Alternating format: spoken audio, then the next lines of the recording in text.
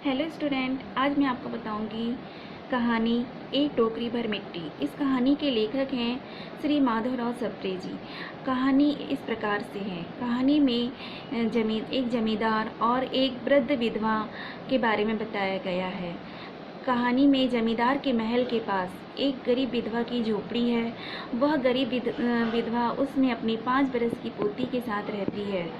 विधवा की पति और पुत्र का निधन उसी झोपड़ी में ही हो गया था और जमींदार साहब जी की इच्छा है कि वो उस झोपड़ी को वहाँ से हटा दे। वो बुढ़िया को बहुत बार कह भी चुके हैं कि वो अपनी झोपड़ी को वहाँ से हटा दे और कहीं चली जाए। जमींदार की मनसा जान के बुढ़िया मृतप्राय से हो गई, अर्थात मृतप्राय यानी मरे हुए के समान। तो क्योंकि झोपड़ी ही उसका एकमात्र सहारा है, वह बिना मरे वहाँ के से निकलना नहीं चाहती है। जमींदार जी ने वकीलों का सहारा लेके अदालत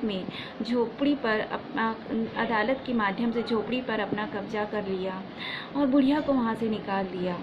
गरीब बुढ़िया रोती बिलखती हुई वहाँ से चली गई।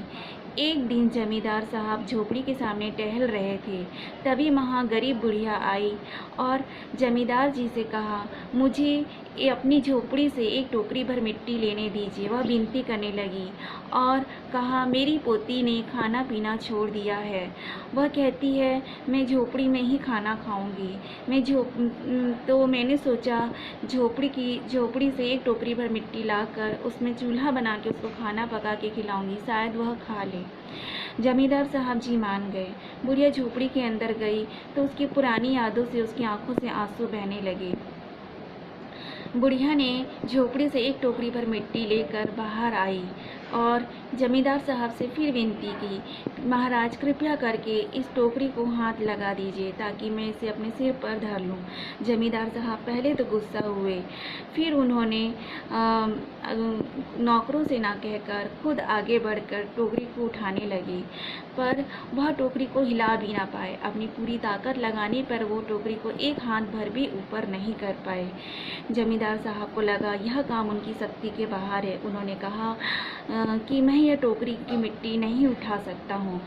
तो बुढ़िया ने फिर कहा, जमींदार साहब, आपसे एक टोकरी भर मिट्टी उठाई नहीं जा रही है। इस झोपड़ी में तो हजारों टोकरियां मिट्टी है, उसे आप कैसे उठाएंगे?